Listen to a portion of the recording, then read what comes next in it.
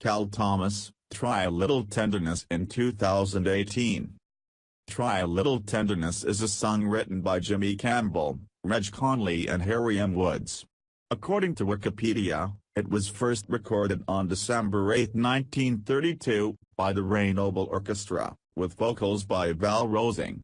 Probably these names are as unfamiliar to us today as the demonstration of tenderness is in our modern political culture.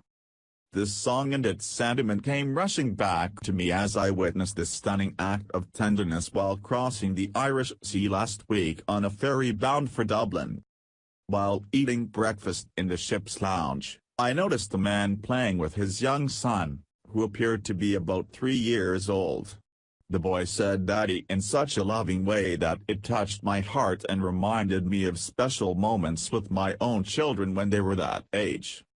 What happened next was so heartwarming that I don't think I shall ever forget it. The boy suddenly became ill and began vomiting. The father never raised his voice or changed his demeanor.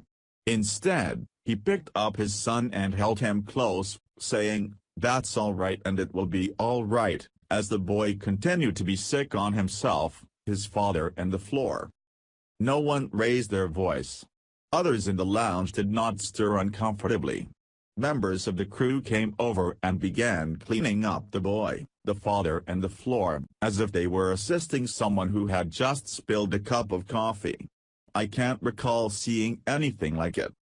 When they were done, the father took the boy's stuffed bear, handed it to his son, who clutched it close, and then the father, still stained from the incident, pressed the boy to his chest until he fell asleep in his arms. I turned to him and said, "You're a good father." He smiled. Why am I sharing this in a column? The answer is that tenderness and love are such powerful forces for good it is a wonder we don't practice them more often. 2017 was one of the ugliest political years in recent memory.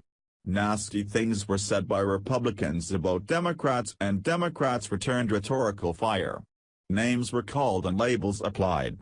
It was repulsive and nothing good came from it, did it? I am not so naive as to suggest that any of this toxic behavior is about to change in the new year, especially one in which there will be congressional elections, but is it too much to ask that we start treating each other more like friends than members of ISIS, more like fellow Americans than North Koreans? If our goal is to change minds and hearts about issues important to us, which approach do you think might work better, treating political opposites like a burdensome mother-in-law who overstays her holiday visit, or demonstrating at least a degree of kindness and tenderness? The song referenced above was written near the start of the Great Depression. It was a subtle suggestion for a man to love his wife who had nothing to wear except the same shabby dress. We all have much more these days, but material possessions and the unending quest for political power have robbed us of things of far greater and longer-lasting value and importance. In this new year, can we hug each other a little more, speak a little softer and, yes, try a little tenderness, especially in our political discourse?